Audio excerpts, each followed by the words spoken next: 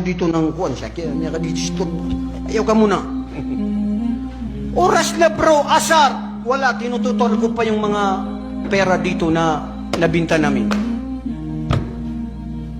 Oras na ng sala. Hindi mo alam, oras na yun, baka mamatay ka, hindi ka pa nakapagdarasal.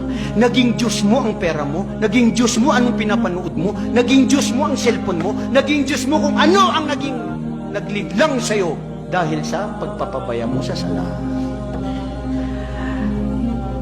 Anong sinabi ng Allah dito? Adaus sala. Sila, bakit? Wattaba'us syahawat, at sinunod nila ang kanilang mga sariling pagnanasa. Wattaba'us syahawat. Dahil dito sa pagiging pabaya nila ng sala, lalong-lalo na yung mga kamusliman na tumigil na magsala, na ginawa nila ang kanilang pagpapatirapan na talagang wala na sa buhay nila, wala na silang pakialam, baliw wala na sa kanila ang kanilang sala.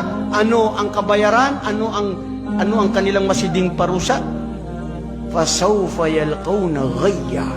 Al-ghayya ahad min asma'i jahannam. Isa ito sa mga pangalan ng impyerno na nagliliyab na apoy na ay ang papasok ay ang mga tao na pabaya sa sala. La ilaha illallah.